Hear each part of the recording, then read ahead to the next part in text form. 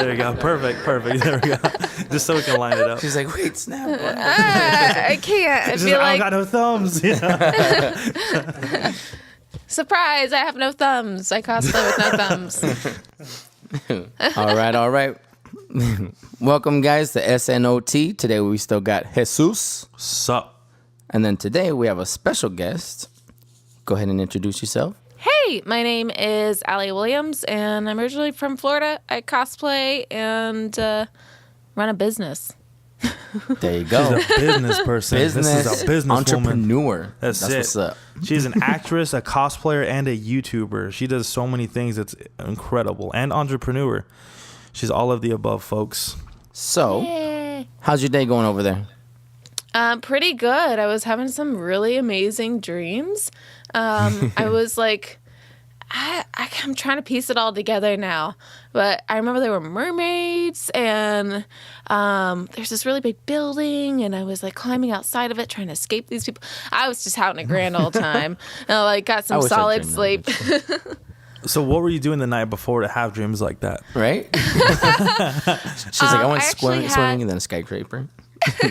Go ahead. Swimming on a skyscraper. Yes. There you go. Actually, I was in a brainstorming session. I was working on our comic book. I'm making a Fallout fan art comic book about the origins of Nuka Girl. And then that carried into a brainstorming session about a pop-up bar that I wanted to do. So we were watching Star Wars for some inspiration. So I was up till 3 a.m. watching Star Wars. That's amazing. So tell us more about this comic. Is it going to be picked up by like a big distributor, or is it just kind of something you and your friends are doing? Or our hope is that Bethesda would see it and be like, "This is so cool. You guys do this so well. We want to give you all the money, and so you can make it all again and again." But right now, it's just like just passion, and a couple Fallout universe fans who are making this story. So. Yeah, it's my friend Ryan Halquist, and then our artist is Jordan Porter. He goes by Grim. He's based out of Las Vegas, actually. Oh, that's where we're at. Yeah. Yeah. Crazy weekend this week, too. It's supposed to be 116 on Tuesday and Wednesday. Holy cow. We're getting 102, and I thought that was bad. You guys got that humidity, though, so. That's a slight humidity. That's so hilarious. Right? Yeah. Humidity? What humidity? Still hot out there, though. Yeah.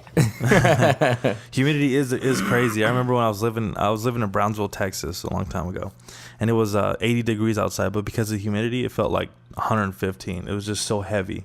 You just feel like you're on Jupiter walking around. When I was in Miami, man, I was in my best shape of my life because it's just impossible to be fat living out there. Like, for real. If you're fat and living in Miami, it's because you want to be. I'm just going to swim to my car through the humidity. Yeah, I remember Florida being dreadfully humid. When I moved to Los Angeles 5 years ago, it was just like so dry. And I was like, this is great. Like, it's 100 degrees out, but it feels like it's like 75 in Florida. Like, I can totally do this. So, yeah, I actually enjoy the heat type of a desert as opposed to like a coastal town all the way. Right. There you go. Well, you might want to come to Vegas. She's like, I don't know about 116, she says. Anyways, all right. So, what got you into cosplay? My friend, actually, she invited me to a convention. We were volunteering at the time. I have a princess party company, so we were performing volunteer-wise with a bunch of kids who have no birthdays or have no home. They're in foster care or they're in the shelters and things like that. It's a company called Cause for Celebration. And it's really close to my heart because I've helped raise, I guess, with my mom, because my mom has chose to raise a bunch of different foster kids over the years.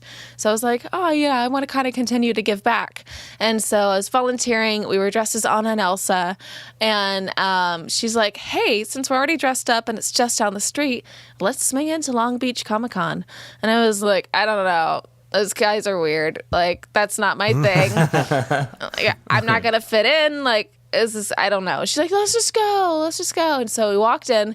Not only did we get in for free, but we got a bunch of free stuff, and everyone was so excited. And met a bunch of people who were like, we can hook you up for WonderCon and get you in. And I'm like, okay, cool. I guess I like this.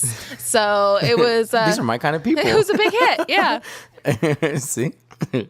That's cool. So do you guys ever work with Make-A-Wish at all? Because that just screams Make-A-Wish from what you guys do. We've been asked to. Right now, at the level that we're at, and with my small cast, it is a little harder to get anybody to volunteer.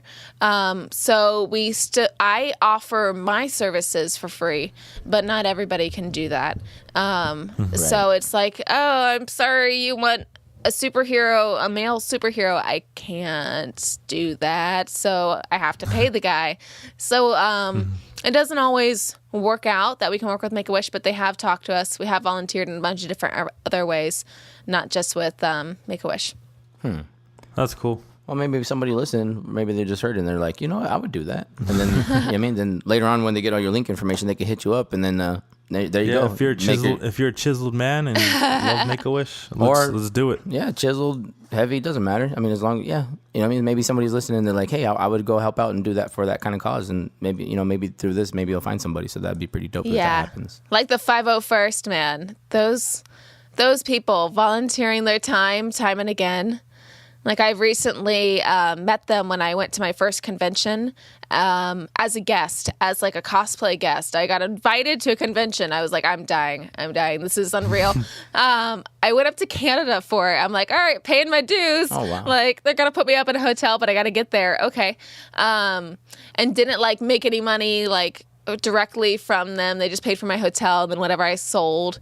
And so I was like, I have all this Canadian money now. Okay, cool. But yeah, I made a lot of friends, including friends with the 501st members who are up in there in that region. And I'm like, you guys are amazing. I've always seen stuff about you, but your volunteer work and your costumes is just goals. It sounds like you've had enormous success in such a small period of time. Is that true to say? I guess it looks that way. I mean, I've only been doing it for like 2 years, the cosplaying stuff. Yeah, exactly. It's just, I mean, you've already got to travel and stuff, and meet all kinds of people. And I mean, with your own company, you're doing the charity stuff. But I mean, like, it seems like around the cosplay, like you've already done so much just around it. I mean, that's awesome. Thank you. And just 2 years, like you've already done quite a bit. Yeah, I have some exciting news. I got invited to be a guest on a panel at San Diego Comic-Con this year. Oh shit! Wow. Yeah. Damn, that's amazing. huge. That's big. We have a Comic-Con out here locally coming up, I think, next week. Yeah. So, but like California's, there's this like legit. That's big. That's the biggest. Yeah. San Diego, and I'm just like, what? Can you give us any details?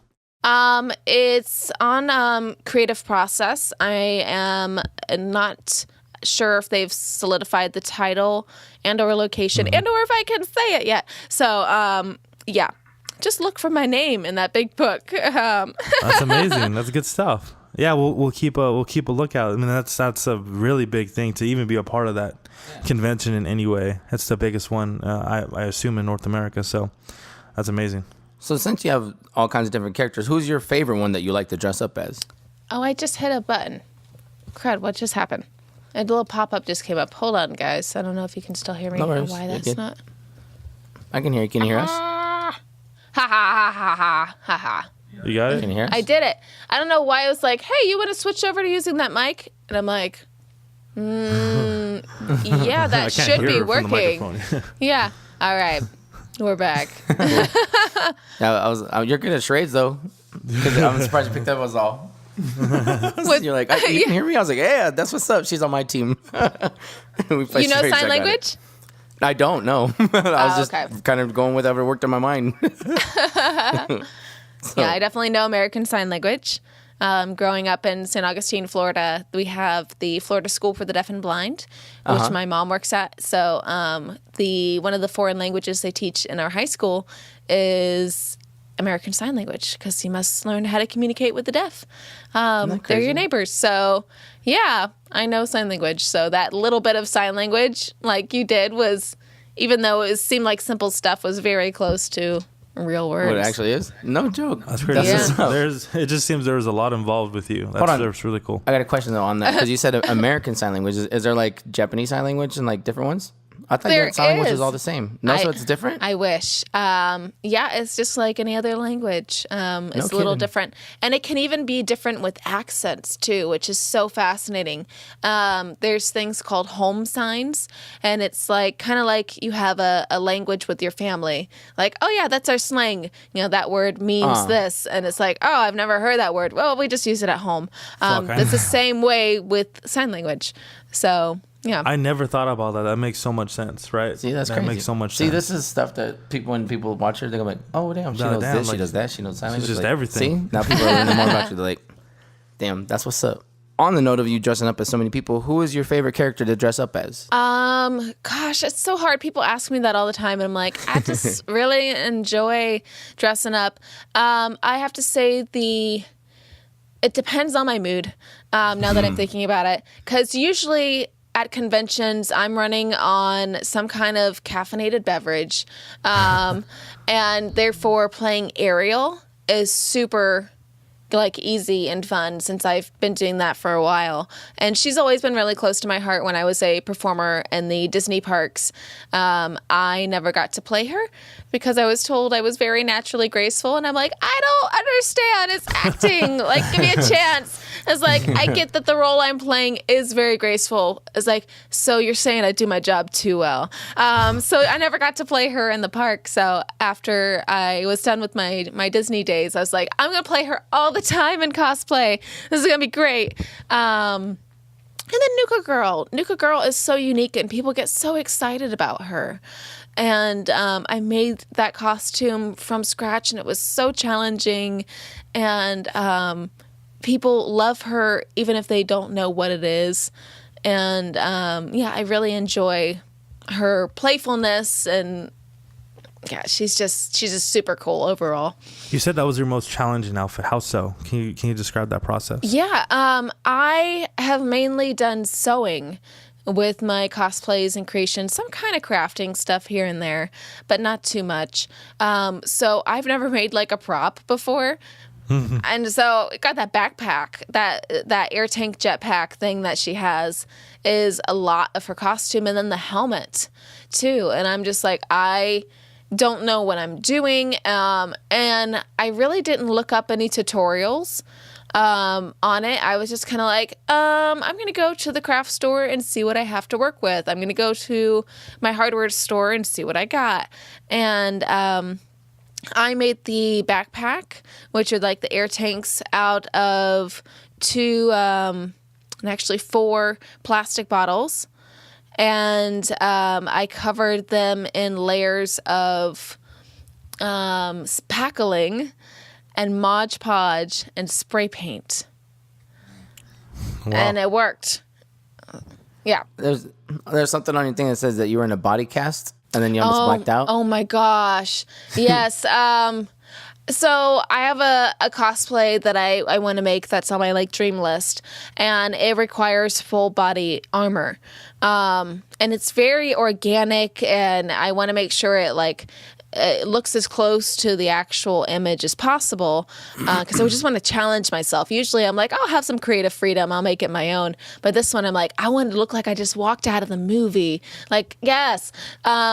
And I have a very specific body type, as you know, people do. You aren't the exact replica of a dress form. So I was like, I could make my own. I could do that. Excuse me. So I looked up a video tutorial that time, and I found Punished Props. Bill and Brittany were doing this tutorial on how to do a body cast, and I followed it and I live streamed it. And I did my friend Kylie first. She was the Tia Dalma Calypso cosplayer with me at WonderCon, and I was like, we're gonna do you first, and so we get a hang of it, and then you're gonna do me. And one of our friends who happened to be a nurse had to leave because she got a call. So now it's just me and her, and I got my other friend to come over, and they're working on doing a full body on the front. And I didn't think to bend my knees, because standing in general for a while in one position is hard. And I was like, I want it to be, a full body thing. So I'm just going to stand here. And I can't imagine just basically doing a squat for an hour. Like, oh my gosh, I'm just going to stand straight.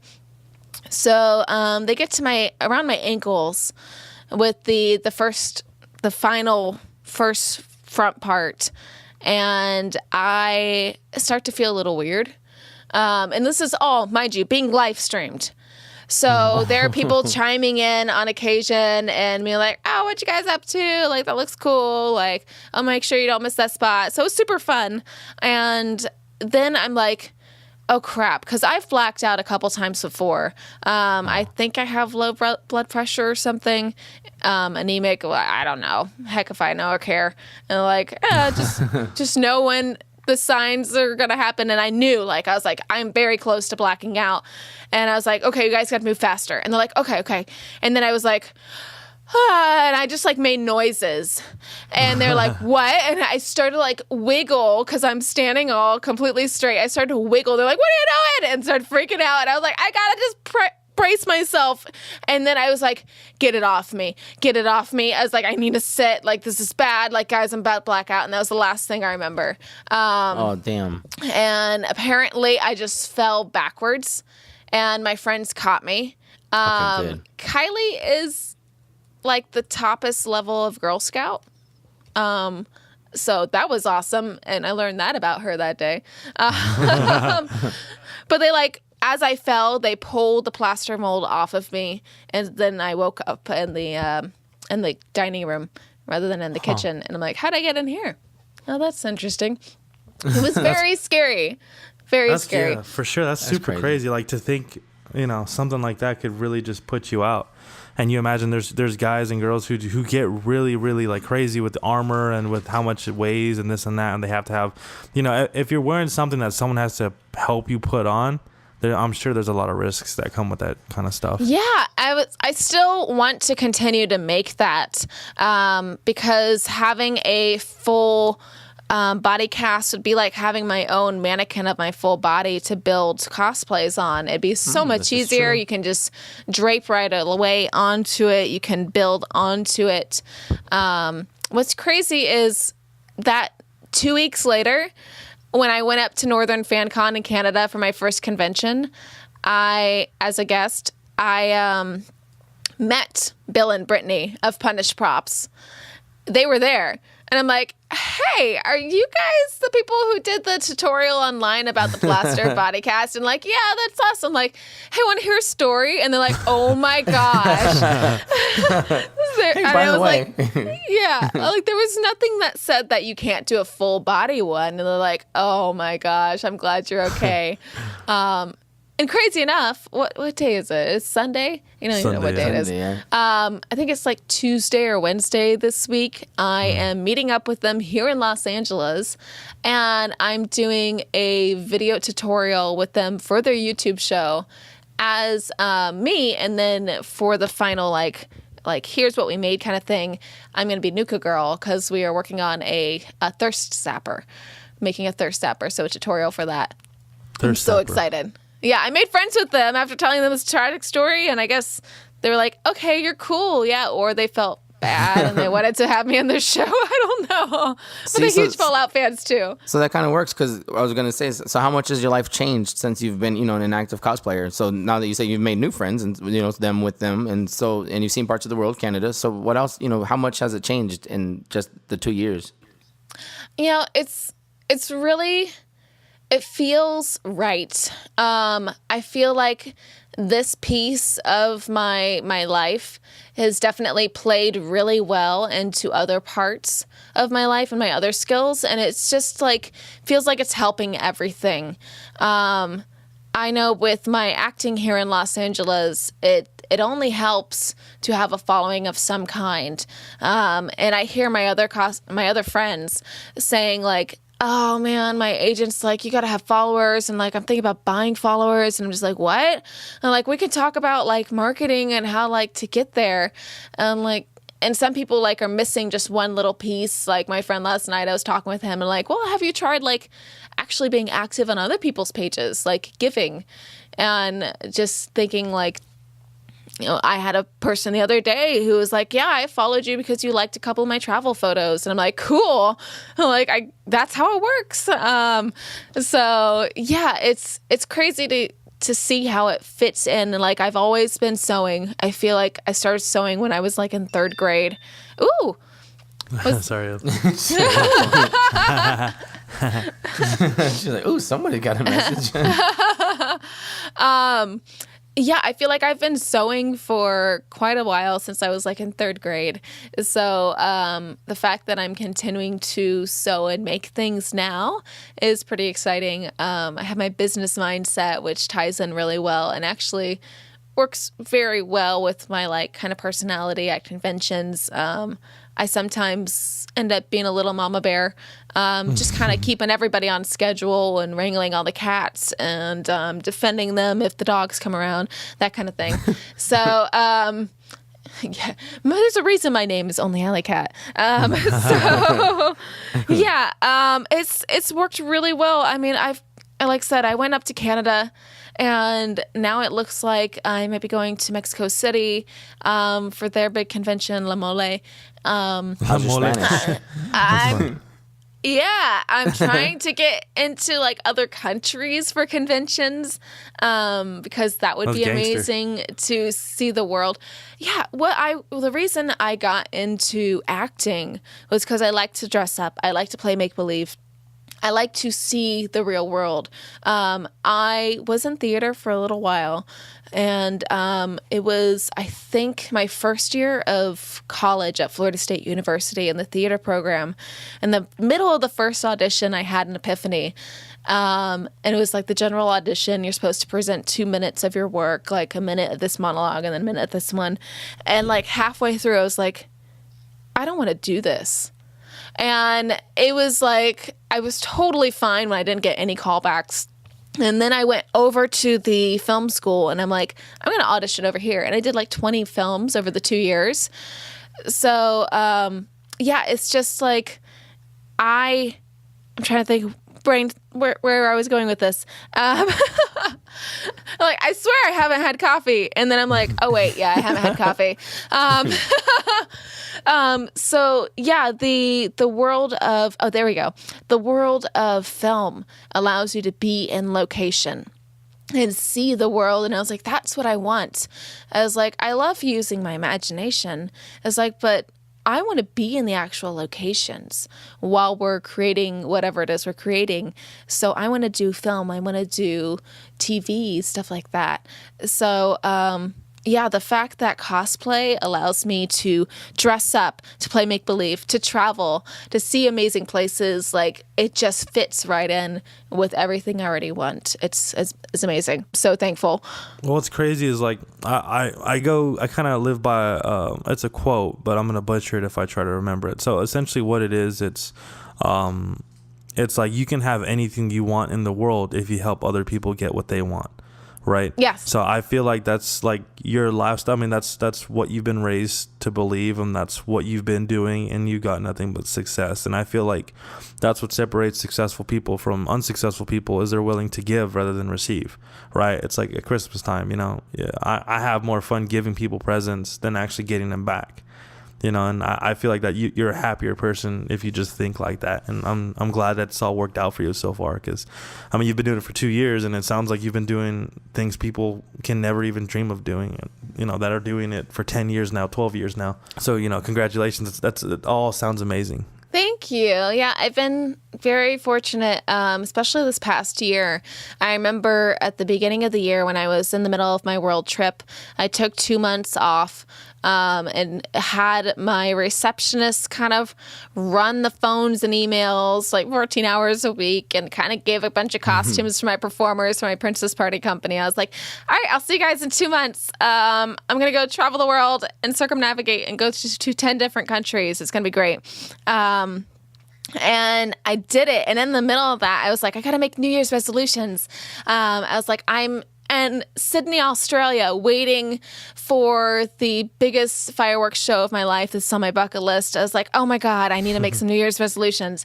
And I was like, what do I want to happen this year? And I was like, oh my gosh, it'd be so cool if I was on a panel at San Diego Comic-Con. And I was like, that seems really big. And I was like, okay, I think I want to be on another panel. There we go. I want to be on another panel this year. That's going to be my goal, just to be on another one, because I was on one right before I left. And I was like, oh my gosh, I didn't see this coming. This is so surreal. And then I changed that goal. I crisscrossed it out, and I was like just on a panel at San Diego Comic-Con. And then it happened. I was at San Diego Comic-Con. I got invited, and I'm like, this is insane. So yeah, I definitely think like setting big goals and to continue to think really positively about them, the whole law of attraction thing. But like, yeah, just continuing to like put out that positivity and give, like, that's a big part of my branding.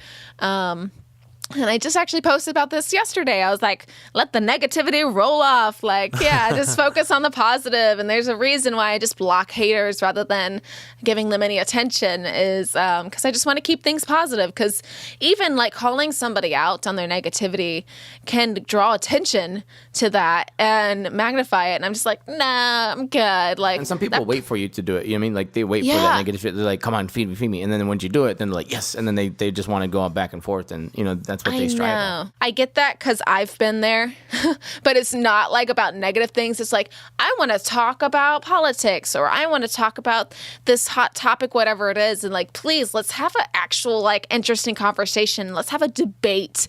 Like I crave that every so often. So I was like, I get that. Yes, you always. yeah. Like the whole time we've been doing this, I tame myself throughout a lot of this just because I'm more of a very outspoken, free talking kind of guy. If you listen to the show, we're always at ends, this and that. Yeah, like I'm the bad one. I'm the one. I'm an asshole. It is what it is. You're good. It's just we're you know, there's three of us and we're all different. We think differently, so that's what makes a good show in my opinion. Like everybody's all anti-Trump, and I'm just anti all kinds of political. Like I think they all suck. Anti-bad person. There you go. Anti-bad person. Yeah, I just think they're all corrupt. You know, for me, Obama sucks, Trump sucks, Clinton sucks. Like, and then everybody was like, "Oh, Clintons are better. Oh, this one's better." I'm like, "You're an idiot." Like, that's just how I feel. There's no black or white. There isn't. It's like my mom has always said, people. it's the lesser two evils. It's bad choices and good choices, right?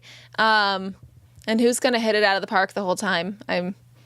Just hope they continue to make the best choices for the majority right. as often as they can. That's the thing too, though. Is like, people are naturally selfish, right? I mean, you should really think of yourself before others, right? Because you need to eat before anyone else. Well, yeah. eats. If you don't eat, then how can you feed others? Exactly. So, I mean, that's always going to be a factor, whether or not we have someone that gives us everything or that wants to genuinely help us. There's also a lot of people that, he or she might not have control of, but I mean, that's another conversation. Going back to the costume. Yeah, going back to the show. Since you're talking about how you're like a mom to everybody, what are some of the tips that you give to people who are lacking either the know-how or the courage to do what you do? So you said you were helping, a lot of people. So. Yeah, like marketing, like you were kind of touching up on just how could people market themselves if they want to be a cosplayer too? Sure, we can start there with marketing and then go from there. With your marketing, especially with, I guess, even with Facebook or Twitter. I mainly focus on my Instagram. That's what I've chosen to focus on. Kind of just pick one to focus on and get that following up and go from there. So when it comes to marketing, I think it's really important, no matter your platform, to pick a focus, pick a point of view, pick a content kind of thing. So I think, what does mine say?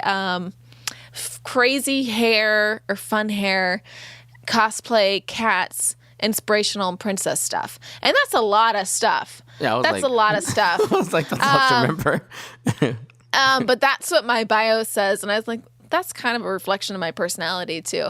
But they all, to me, really tie in together. And I find a way to seamlessly kind of make it just go one from the next in my posts and all connect together. But also having a couple that all fall under my little umbrella, a couple topics, it draws in a wider range of people, which I really enjoy. But there's some pages that just post photos of them in cosplay. And it's like a page. It's just like a modeling page. And there was a time when I was in the beginning, like 2 years ago, where I was like, I don't want to be that person. I want to have depth. I want to be a good role model and show people that I have good days, I have bad days. Yes, I'm a very positive person. Yes, I get a lot of stuff done.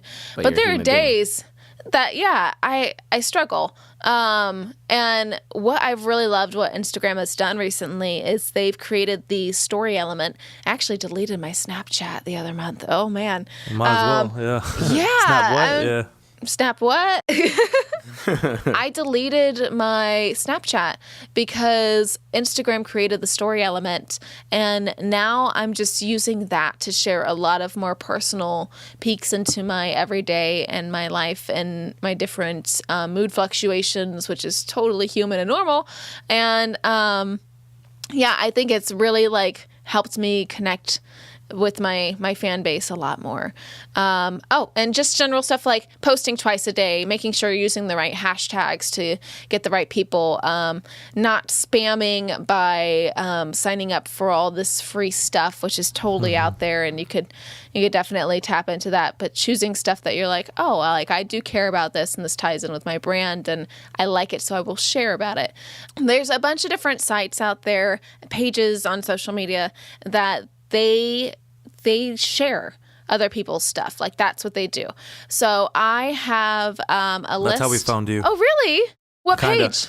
I got cosplay.bombshells Instagram page, but also we did an interview with Brianna DeCoster, and she talked very highly of you too. So oh, she's such a sweetheart. Like I have so much fun cosplaying with her.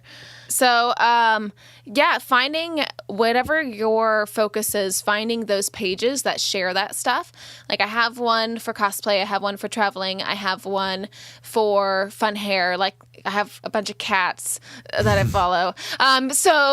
Just like knowing those pages and having those and tagging them or even messaging them, be like, hey, and sharing that post with them and through a message, be like, I just posted this really cool thing. If you could share it, that'd be amazing.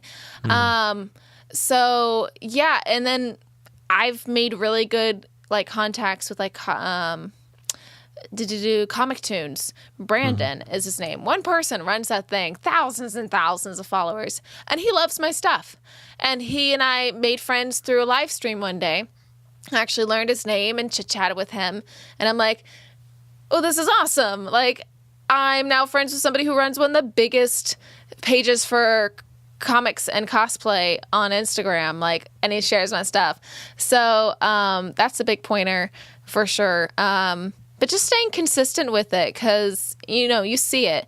You see people when they all of a sudden, like, now it's happening. It takes so long to get that first 1,000, and it takes like so much to get that 1,000, and then it's like, okay, it's a little easier. Okay, I'm at 5,000. Okay, cool. Oh my God, I'm at 10,000. What is 20? Like, it's exponential. People are can be very sheep-like, and if they see that you have a lot of followers, they're like, okay, yeah, this person must be legit. But also, once you get to that point, you figured it out. If you've done it naturally and you're not purchasing followers, you have a solid page, and people do want to follow that because they know what they're getting. People are like, well, I want to kind of like do a bunch of this. I'm like, well, what am I supposed to see when I go to your page then? Your page is all over the place, so I don't know what's going to show up on my feed. Like, that's a little worrying. But if I know I'm going to get pictures of cute cats when I like follow you, then I'm gonna sign up. But if it's just animals and sometimes photos of your food, I don't know. But cute cats, like, yes. That's just yeah. The deal is there's got to be at least 4 cats. Okay, I saw a beaver. Don't let that shit happen again. It's a cute beaver. But, what is that? But diving into the marketing a little bit. So there are some cosplayers that we've talked to that they dabble in. So they sell prints or they sell little Polaroids or so they use either their own websites or they use this the site called Patreon. Do you know anything about those sites or anything about that kind of world? I do. I've had a couple of my hardcore fans who've been like, please, prints. And I'm straight up with them. And I'm like, listen, I was like, I hate the post office. And like, I don't want to go to the post office every week.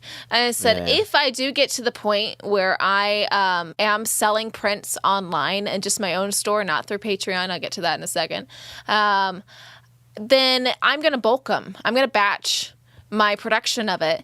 And you're going to be okay with it. Like, you're going to be aware because it's all going to be in writing.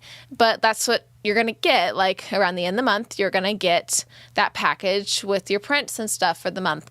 Or whatever you ordered is not going to come through and until the end of the month. So I'm, big into, like, optimizing your time and being very efficient.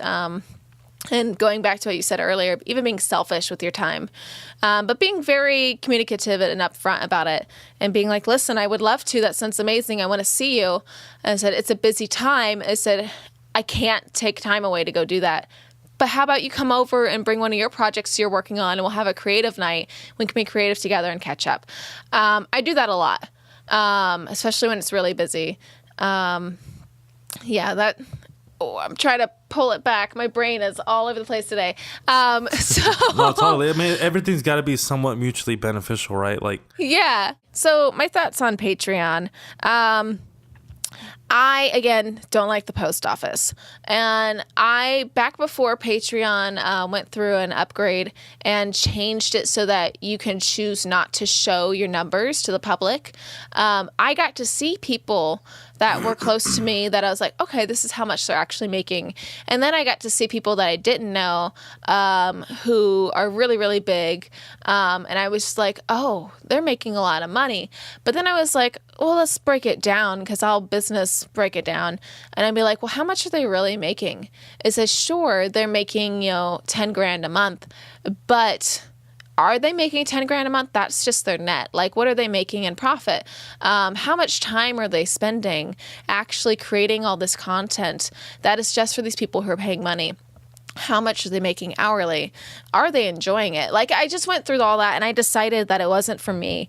I decided, especially right now, it's like Patreon is not for me. If I can get to a point where I have a couple thousand subscribers and the majority of it is digital content and it ties in with stuff that I'm already doing, so I'm not spending additional time. I'm just making more money off of the time I've already been given and to this project, then okay. But I haven't figured that out yet. So, and I haven't gotten to that fan base level. It's just not quite worth it to me. Like, I think a lot of people are getting more out of it than the financial aspect, and that's why they do it. So, yeah, that's my thoughts on Patreon.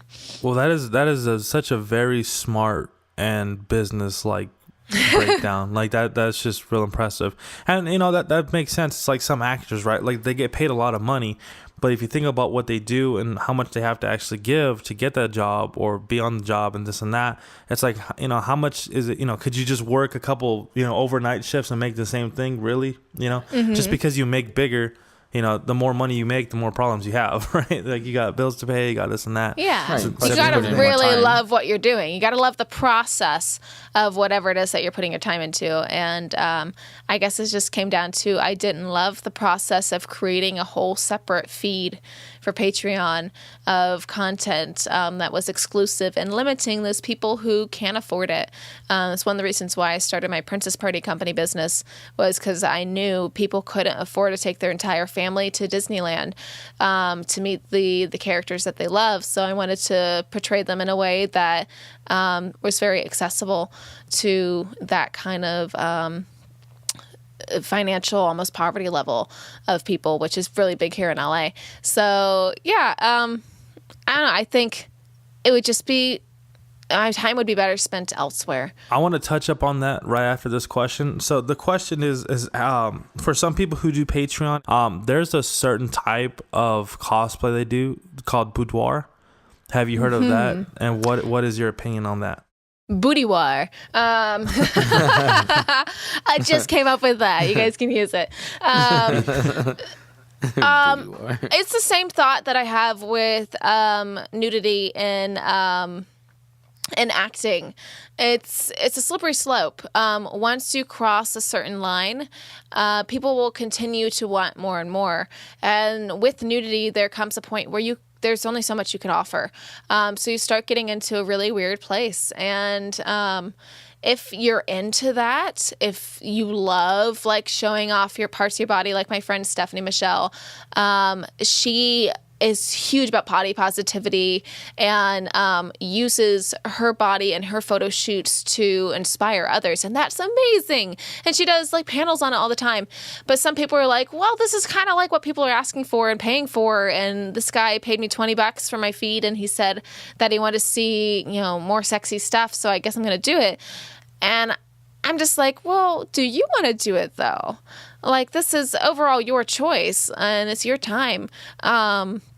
So yeah, I do sexy cosplays, like for sure. It makes me happy, but I have clothes on.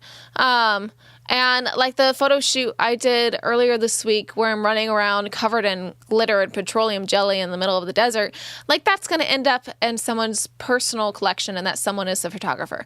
And that's it. Like, and he's a dear friend of mine and we've shot fun stuff before at Burning Man and like, that'll end up in my personal collection too, but there might end up just like one cropped photo where you can't even see any body parts. So it's like, I am covered in glitter, but you're not going to see anything else, kind of thing. So yeah, I don't know. It's not for me. It is for some people. And I think a lot of the outside world who's not in the cosplay world sees the sexier parts of it and gets really defensive, which I don't understand. I think it's just an American thing where they're just like, body, we should be scared of bodies. And we shouldn't like promote body positivity. We should hide our bodies. It's not my thing. It is other people's things. And I'm just going to continue on my just like sexy toeing the line, teasing the crap out of you kind of thing. I think it's more fun. I think it depends on where people are from though. Like Yeah. from being out here in Vegas, like I grew up out here. Like this is where I'm from, like I said, I did security. Like I've seen women naked all the time and now it's like, whatever. I find them attractive, but I'm not like, oh my God, there's a titty. So. Well, you're amazing because not everybody's like that. Well, that's what I'm saying. I think it depends where you're from because a lot of the security guys are the same way. Like women that come up on you and they try to push on you because they want to come in and get in clubs free the next time that there's a Memorial Day weekend or there's a next 4th of July weekend. They want to get in, so they flirt with you. Like before I was married, like it was so easy to just you could hook up with whoever you wanted. But they throw themselves at you intentionally, and then after a while you go, you start getting picky, and you're like, not worth it, not worth it, not worth it. Well, you just get callous to the idea. Like I grew up in Texas, right? So that there's some things that I see that are whatever, but I'm super open minded. You know what I'm saying? And I want to be that kind of person. I don't want to be what I grew up around.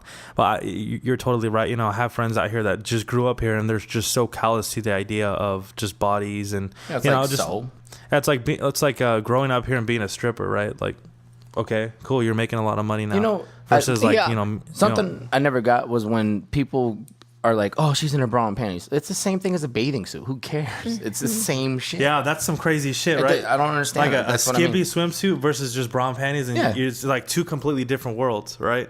Yeah. To me, it's the same thing. I'm like, whatever. It's the same shit as a bathing suit. Like, why are you freaking out? Like. People are like, oh, you need to cover up, ma'am. I'm like, it's the same as a bathing suit. Why are you freaking out? I don't know. Well, especially at EDC. It's just skin. It really is. You know what I mean? Like, we're all born that way. That's the way we all came out. Just because you grew up and you're a 20-year-old, okay, so you grow into a different body, but whatever. Well, but then going back to the Princess and Me parties. All right, so you have obviously you have a big staff, and they all play different parts. Like, let's just say I'm a father, and I want to have my daughter have this experience. Can you describe top to bottom on how that's like and how it all works for people who might be interested in that? Sure. We have about 35 different characters, from fairy tale characters to superheroes and all sorts of stuff in between.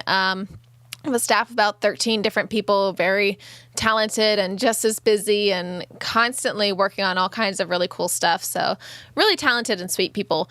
And once a client contacts us and says they want a certain character at an event, it's pretty easy. Since I've been doing my business coming up on 3 years next month, I found the most efficient way, because you're working with parents the majority of the time, and the parents don't have a lot of time in their day. So they want to get in and out of this booking as quickly as possible. So I have a 2-step process. You fill out a booking form. We send you an email with all the information. It's like confirming the time or saying, this is the possible other alternative times we could do. Sending the sample contract, sending a link to where they can complete the deposit online so they don't even have to call us, sending a photo to confirm the character. Like, it's all there in the first email. And then the person just clicks on the deposit link, pays the deposit, we get a notification, we send a confirmation email, they're on the calendar. That's it. It's super easy. I've gotten it, very, very efficient over the years. I'm actually writing a book on the whole business of the princess party performing world. So that'll come out eventually. But yeah, the actual performance. What's that? What are you gonna name that book? The working title right now is The Business of Princess. Okay. Cool. What's crazy is that there's a guy here in town that kind of invested in a business like that, but he's not doing so well. And I feel like it's because they don't target Disney princesses, right? Which is kind of what you do. But how does licensing and all that work with that? Well, I have a lot of original characters, actually. Okay. Including a couple of characters that are inspired by the Grimm's fairy tales and things like that. So because I make the majority of my costumes and have my own spin on them, they are far enough away from Disney's interpretation that it's not so much an issue. I also believe strongly, as a former cast member and performer with the company, that if you serve their brand well and you respect their couple of rules, you're only doing them a favor. Like, you are bringing attention to them. You are expanding exposure for them. So yeah, I constantly think as my company as a give and take with them, because we do have characters that resemble their characters, but at the same time, there are the original fairy tales, which are public domain. Okay. So it's this weird gray area, and it's a whole respect thing. So yeah, I definitely think you're playing in a little cautious, a little with fire. But if you do your job well, that it shouldn't be a problem. There may become a day, though, when they're like, we're going to hire this team of thousands of lawyers and go after all the companies. I think it's just they don't really care to spend their time there right now, that it's not worth it, what they would get out of it. And that we are helping bring magic, and that they just happen to have the most recognizable version and interpretation of those characters, that it isn't necessarily completely theirs. So yeah, it's just, that's how I operate. With my performances, I make sure that we are portraying the characters as very positive role models and inspiring kids and putting them in the right direction. So with my superhero parties, we're doing actual self-defense, that we're teaching the kids how to say no, stranger danger, when to fight and when to not, that kind of thing, how to work as a team. With the princess parties, we're teaching them that beauty is within, kindness is very important, patience, good listening skills, things that I personally want to give to the younger generation. And I've had parents come up to me and they're like, thank you so much, Wonder Woman, for keeping my kids safe.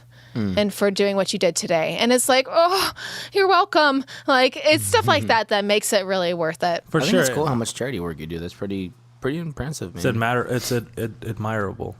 Yeah, for sure. Oh, thank you. But yeah, completely. That all makes sense. So So I saw your promo earlier for the Princess and Me parties. So with that, let's just say there are 20 kids. How many actors would be there? And is it by request, or is it by like, hey, this is what I have to offer, this is what you're gonna get? Or how do you fill it out? If the parent wants something that takes one-on-one time, such as face painting or princess makeup or something like that, then I tell the parents we would prefer to keep it to 12 children or less per character per hour. So if you do want that, just because I know children's attention span, that we target that 3 to 5, that is very important to keep things moving and to keep things interesting. Otherwise, they get bored. And then we don't want that on us. Like, our job is to entertain. So I just make sure I'm really communicative with the parents. And when it comes to the parties, if they like, we don't want face painting, like, cool. They're like, we got 45 kids. And like, all right, I'm one character and I can do it. I have enough experience with the princess party world that I can handle a large crowd.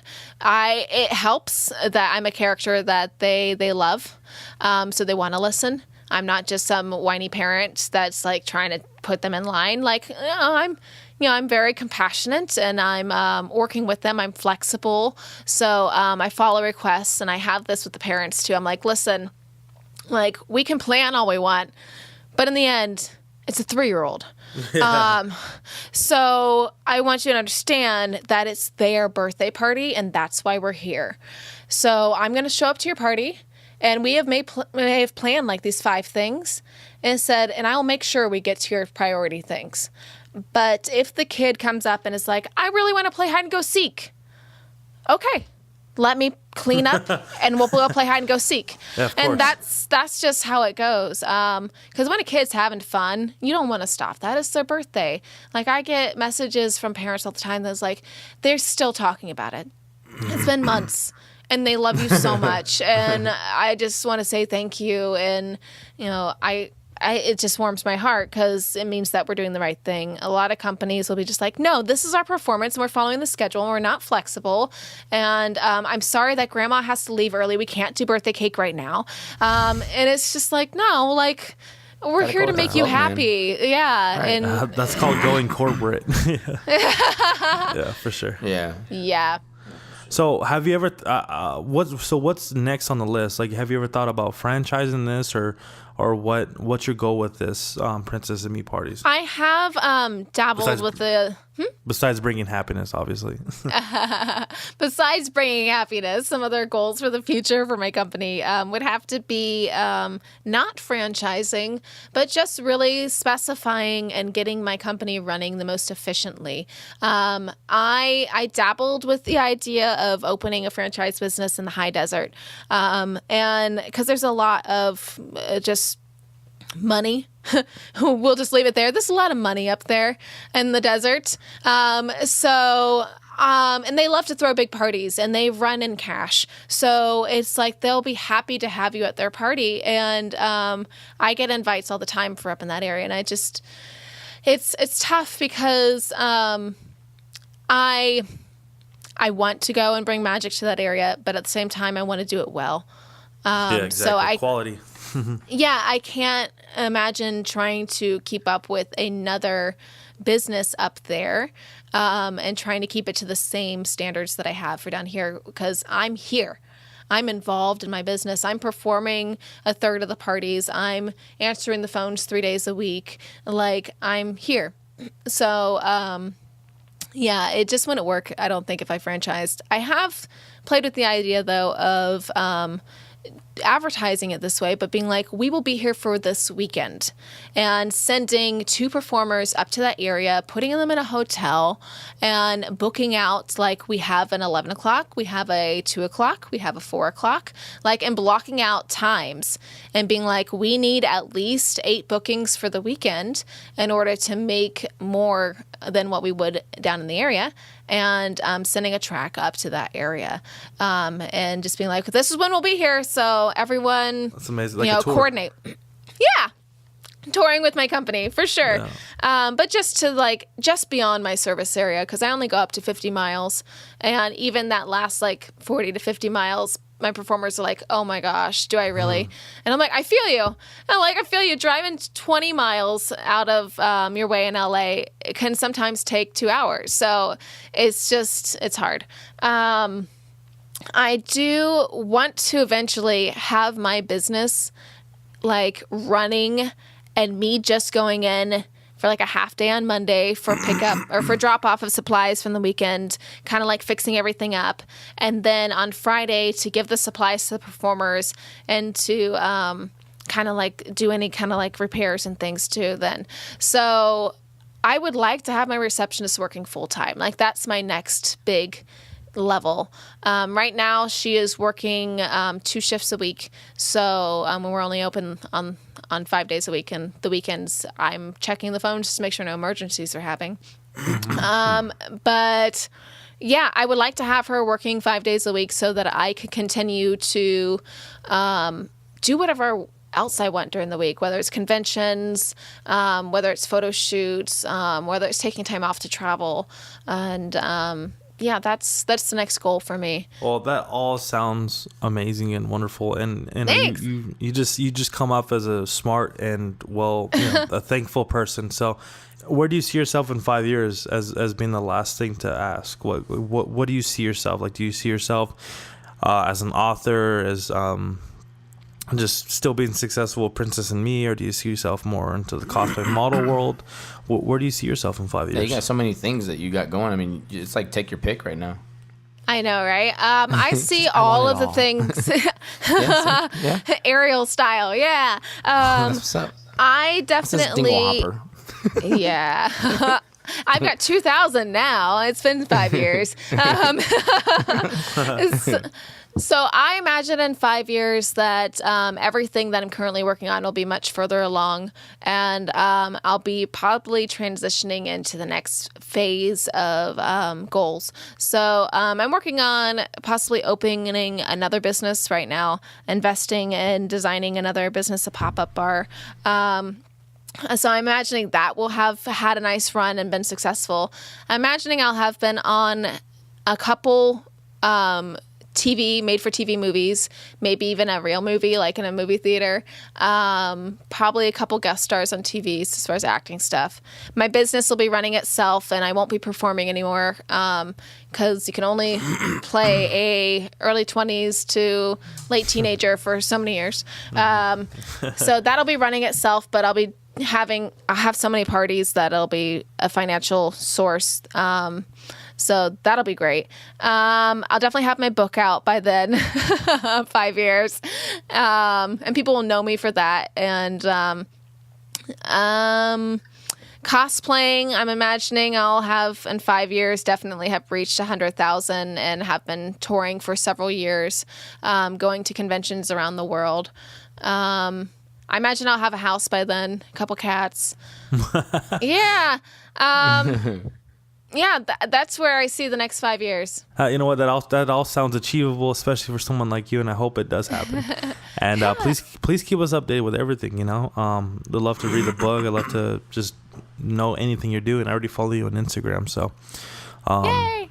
Thank you. Yeah, so go ahead and give us some of your social media links and stuff, and any shout outs you'd like to give it to anybody, and how they can get a hold of you and contact you, not like your personal contact, but like get onto your pages and whatnot. You broke up that first part. You said give shout outs to anyone I want, or yeah, like give some social media links that you have, or any of people that you'd like to just say what's tag up. on. Yeah, like just anything. Yeah. Let's see. Okay. I'm so caught up on the who do I want to say hi to that I haven't talked to in a while. I'm gonna be like, then, oh my god, I listen to it. Yeah, no, and then spell them out for the people whenever you do them, so that way that they can Follow them. Yeah. right. Sure. Okay. Well, let's see. I like to say hi to all my family because I'm sure they'll listen to this eventually, and I appreciate their support while I'm living 3,000 miles away. And to all the cosplayers that I continue to create with and that are so kind enough to invite me to all their groups and come up with all these really amazing ideas.